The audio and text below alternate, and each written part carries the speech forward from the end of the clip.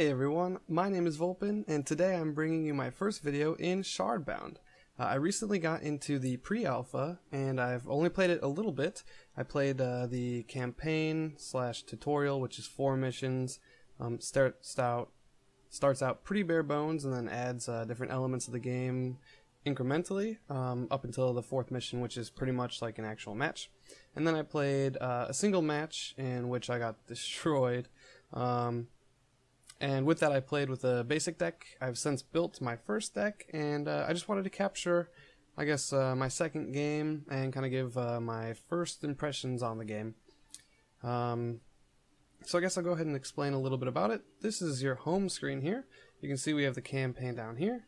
Here is your house, which is essentially like your clan.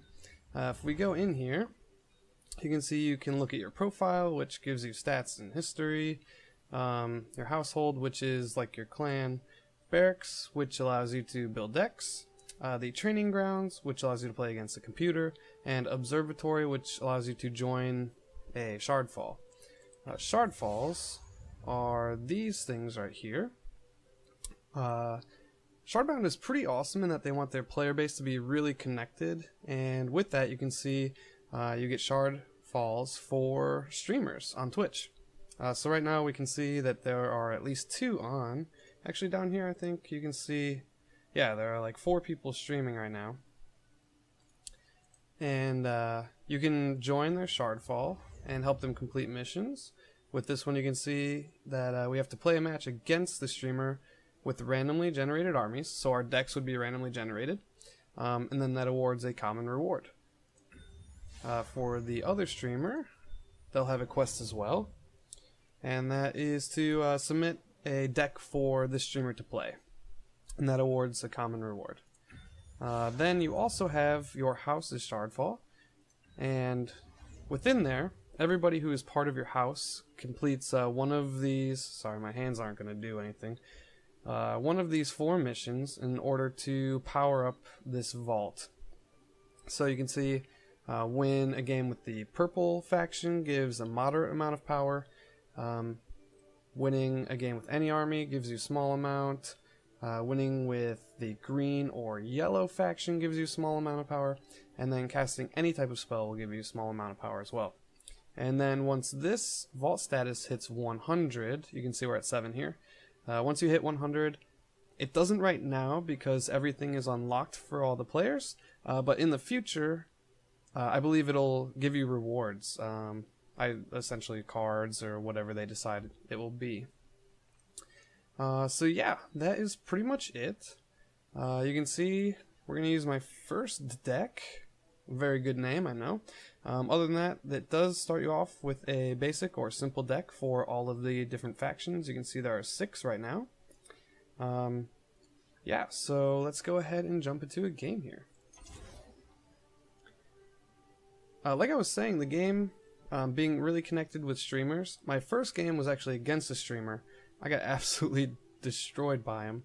But when I went back to that main screen, I saw his name. You can see up here, it tells you who your opponent is. So when I went back to that main screen, I noticed it was him. Was able to jump into his stream via the friends menu here, and then say good game, and you destroyed my first game. But yeah, I don't know, it's pretty cool. So you can see here, you do get a mulligan. You can replace any of these 3 cards. This gives us a good 1, 2, 3. A good opening curve. So yeah, I think we'll go ahead and keep that. We get to go first. You can see you draw a card at the beginning of your turn. You start off with 1 mana. You eventually get up to 9 mana. And you can move up to 3 spaces with your general, or with all standard units. We're going to go hide behind these rocks. We will play this. And I guess we will give it to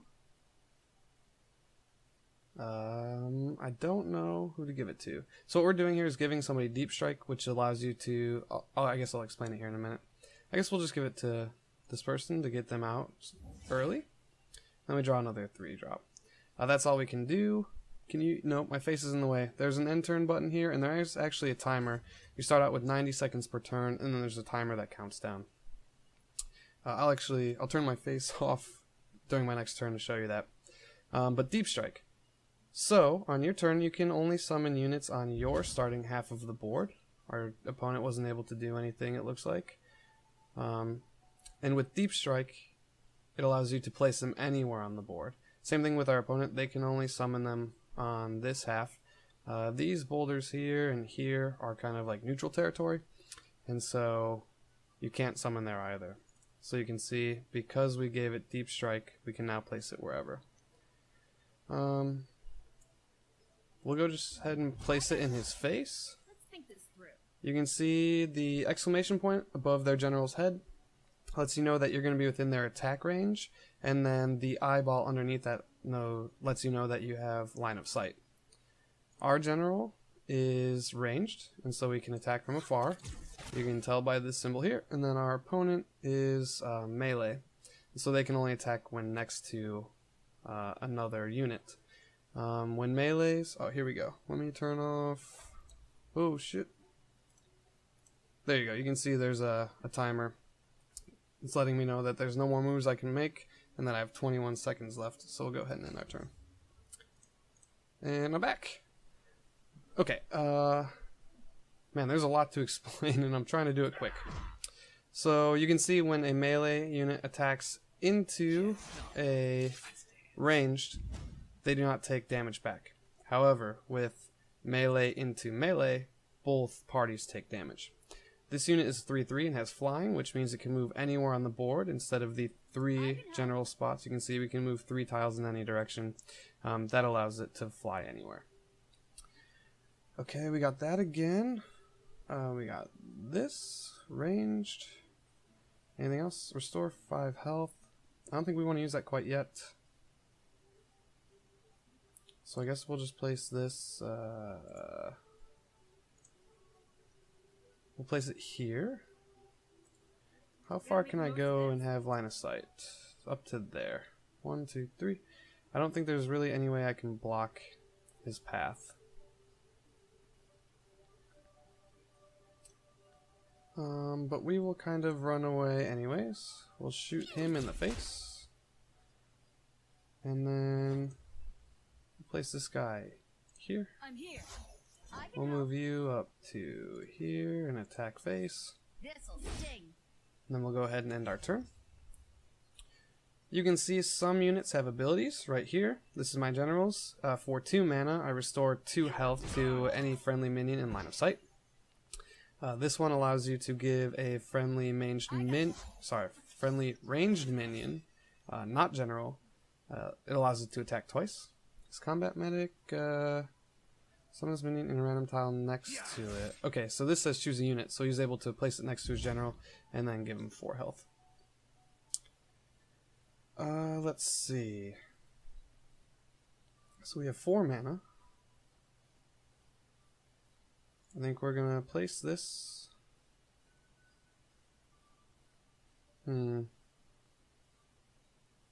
Outside of his range.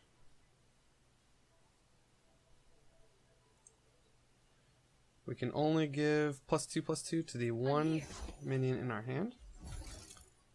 We're gonna hide over here. Hit this.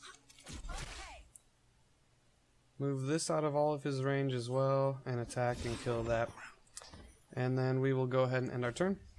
This next turn I'll have 5 mana, so I can use 2 if I want to give 2 health back to this unit. We can give our general 5 health and then also get out a 6/5. So that seems like a pretty good turn. Luckily we have 2 cards in hand that allow us to draw minions from your deck.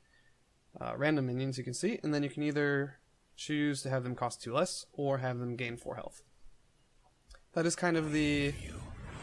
So that is his general's ability, is to add a random blessing card to your hand. I don't remember what they were. You get to see them a little bit in the tutorial if I remember correctly. Okay, choose a unit, move it to a random adjacent tile. and summon this minion in its place. Okay, so it just allowed him to move in on me.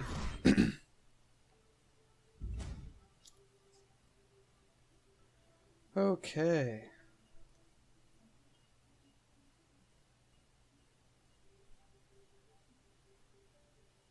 So I think we will place this guy behind him. I'm with you, Cap.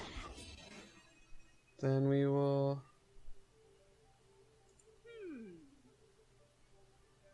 heal this guy up. Take out this minion. Unfortunately, we're gonna lose a guy in the... Gotta make the most of this. Oh, I lose line of sight. Ooh. That's okay.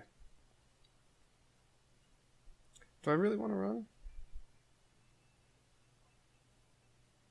Can I take 4 damage? I think I can take 4 damage.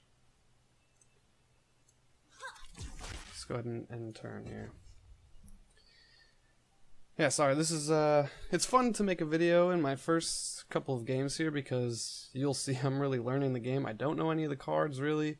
I don't know all of the mechanics in the game yet, so it's still like that fun learning phase. So this must be one of his cards. Give +2 health. Okay, but we can still chop that down. I think I was starting to say before, I don't think I finished it.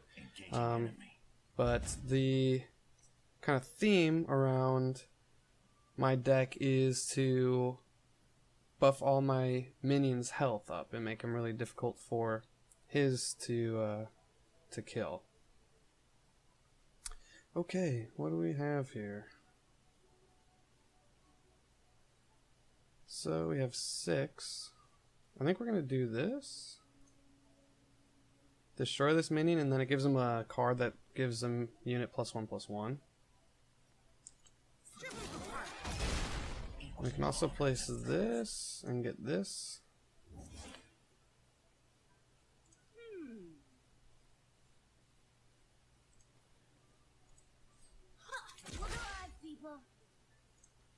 We'll kill this guy. And then we will end our turn because there's nothing else we can do. I think the only way that we really are in trouble now is if his minions have deep strike, because he can only summon them back over here. Oh, what? Can move as if it wasn't an artifact minion. -2 movement. So it can only move 1 tile at a time. So it's just really there to disrupt. Okay, so this is perfect. I think I'm going to play this right now. It's an 8/8. And at the start of your turn, draw a card. If that card is a minion, it costs 3 less. So it's pretty good.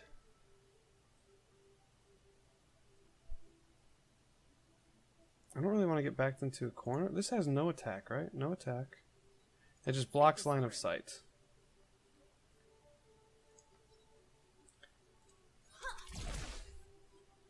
We'll put this here. Just so if he's able to give it attack somehow, he can't move and attack it.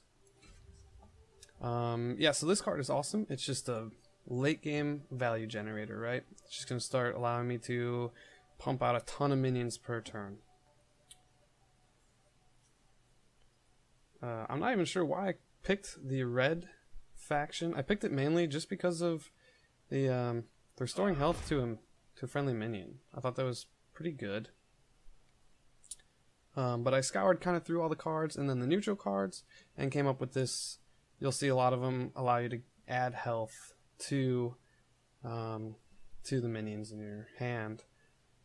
There's actually a card in here. It's a ranged minion. Every time it attacks, it adds +2 or 3 or 4. 4 seems crazy. It adds a certain amount of health to all of the cards in your hand. Or all the minions in your hand. What is this? Loyalty. Does something when next to your hero. Oh, okay.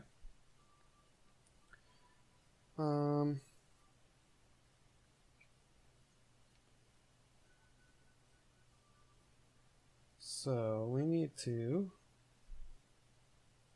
not allow that to happen.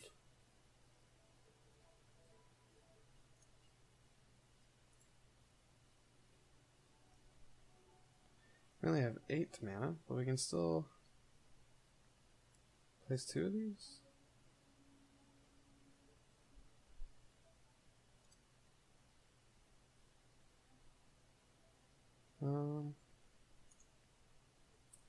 5. Plus we can heal this guy back up. Okay. I'm here. I'm here. Got an idea.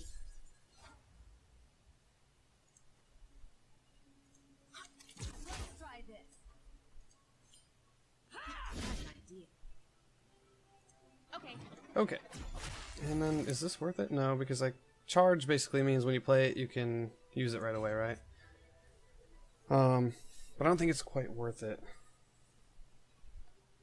Oh, here we go. Whenever this minion deals damage, give all minions in hand +2 health.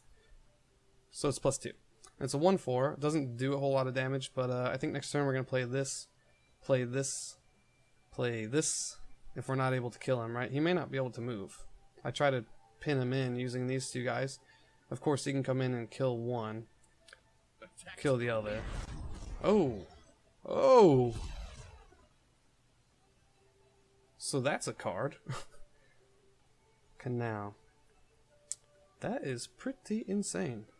Break their lines. No. It's interesting. Okay. I'm here.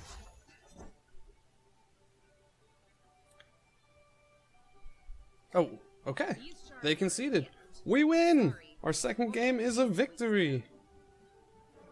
Not even bad. So there we go. I'm going to play with the game some more. That deck, I need to obviously play with it. It can definitely be optimized. I'm not even sure if that's the best type of deck, or I really don't know much about the game other than I'm having a lot of fun with it so far. Yeah, so thank you for stopping by and watching the video. I hope to put more videos out. I just want to get a little bit more experience with it before I put them out. Although I may just record as I go so you can see my learning process. But yeah, I'm having a ton of fun with it. If you like this video, leave a thumbs up. If you haven't already, please subscribe. Look forward to more Shardbound content. Thank you for stopping by, and I'll see you next time. Bye!